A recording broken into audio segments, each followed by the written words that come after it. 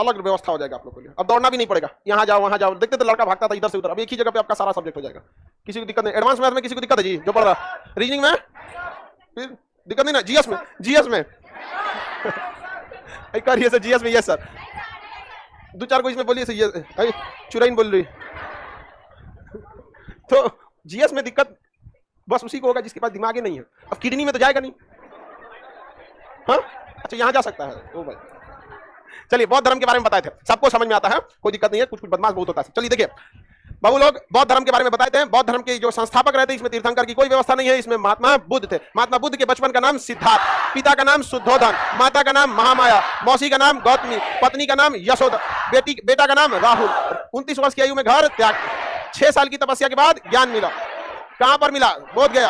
पहला उपदेश सर्वाधिक उपदेश श्रावस्ती था। क्या इन्होंने ईश्वर को माना? अनेश्वरवाद, शून्यवाद, क्षणिकवाद, कोई भी चीज अस्थायी नहीं है, कोई भी चीज पूर्ण नहीं है और ईश्वर नहीं है। हमरा मत कहिए कि हम बोले ईश्वर नहीं है। किसने बोला था? महात्मा बुद्ध ने बोला। समझ रहा है कि नहीं आ रहा? इन्होंने 4 सत्य बोले थे। संसार दुखों से भरा, हर दुख का कोई ना कोई कारण है और सभी कारणों में सबसे बड़ा कारण इच्छा, और इच्छा पर काबू नहीं पाया जा सकता। सबका दुख का कोई ना कोई कारण।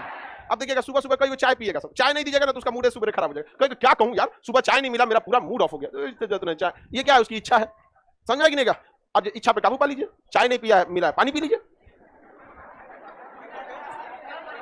हाँ आगे देखते हैं हम लोग। तो महात्मा बुद्ध ने 4 सत्य दिए थे, बता दिए थे हम। अष्टांगिक मार्ग पर चलने के लिए बोला था, 10 सील बोला था, ये मना किया था, जैसे मारधार नहीं करना, हिंसा वगैरह को नहीं करना, ये सारा चीजें बता दिए थे।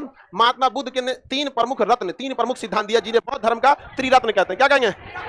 बौद्ध धर्म का त्रिरत्न। आपको जैन धर्म में भी हम त्रिरत्न पढ़ाए थे, अब बौद्ध धर्म में भी त्रिरत्न कौन कौन है भाई? सबसे पहले महात्मा बुद्ध ने कहा बुद्ध किसमें आई है? बुद्ध, संघ और धम्म। बुद्ध, संघ और धम्म। मतलब अगर आपको जैन बौद्ध धर्म में पूरी नियम कानून को अच्छे से समझना है तो किसके शरण में जाइए? बुद्ध के। लेकिन बुद्ध तो अमर होके आए नहीं, मतलब उनको भी तो निर्वाण मिला ही। तो अगर बुद्ध नहीं है तो किसके पास जाइए? संघ। और वो भी नहीं कर सकते तो अपने घर में ही। धम्म मतलब इंसानियत की किताब।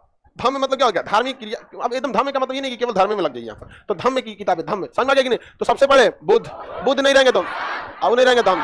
किसी को कोई दिक्कत नहीं ना?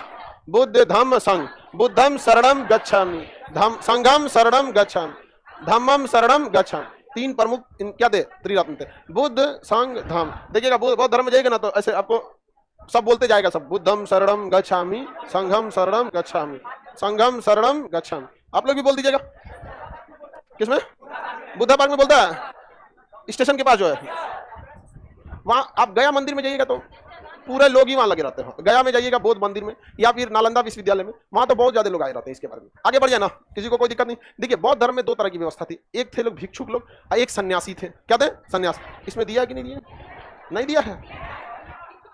भिक्षुक और उपासक। भिक्षुक लोग पूरी तरह से त्याग देते थे घर द्वार और पूरी तरह से साधु बन के क्या हो जाते थे? बौद्ध धर्म के उपासना में लग जाते थे। लेकिन सारे लोग भिक्षुक बन जाएंगे ये तो पॉसिबल ही नहीं है, और अगर हो गए सारे लोग भिक्षुक तो फिर भिक्षा कौन देगा? समझ में नहीं आ गया? सब भिक्षुक हो जाएंगे। तो बहुत सिस्टमेटिक ढंग से बौद्ध धर्म को प्लान किया गया था। और उसके बाद एक आए उपासक, जो सांसारिक जीवन में रहकर, पारिवारिक जीवन में रहकर और क्या कर सकते हैं? बौद्ध धर्म की उपासना कर सकते हैं। उन्हें क्या कहा गया? उपासक। आज के वक्त में हम ही लोग के समाज में देखिए ज्यादातर लोग तो क्या है? उपासक ही है। अभी देखिएगा सावन आएगा, सब लोग देखिएगा कांवड़ यात्रा चालू हो जाएगा, मीट मांस बंद हो जाएगा। समझ में नहीं आ गया? तो हम लोग अभी किस में है? उपासक में। और इसी तरह बौद्ध धर्म 2 भाग में बटा था, कौन कौन सा? उपासक और भिक्षुक। कंप्लीटली त्याग देते थे लोग भिक्षुक, और जो पारिवारिक जीवन में रहते थे उपासक। क्या कहलाते थे? उपासक। समझ में नहीं आ गया? महात्मा बुद्ध को 2 प्रमुख दर्शन थे, एक सांख्य दर्शन और एक योग दर्शन। बताइए, सांख्य दर्शन की ज्ञान दिया था अलार कलाम और योग दर्शन का युद्रक राम। योग दर्शन की शिक्षा किसने दिया? युद्रक राम। एकदम हुमच के बोल रहा है पतंजलि।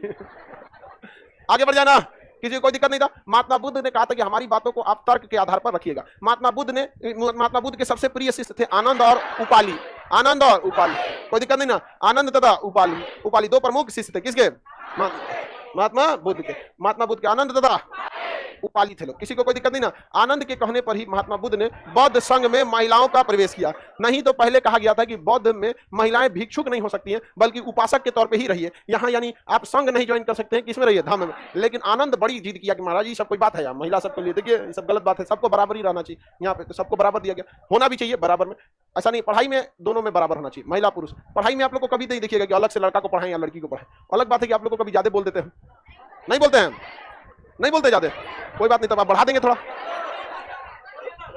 अरे नहीं, लड़की सबको, लड़का सबको भी बोलते हैं, ऐसा नहीं है। सुकरात नहीं आया, हॉल नंबर 2 में है, उसको पकड़ के लाके सुकरात हॉल नंबर 2 में है। चलिए आप ध्यान से समझते हैं। तो दोनों में डिस्क्रिमिनेशन पढ़ाई में नहीं होना चाहिए, होता भी नहीं है। को एजुकेशन बहुत ज्यादा जरूरी है, बहुत ज्यादा जरूरी है को एजुकेशन। आगे देखते हैं हम लोग।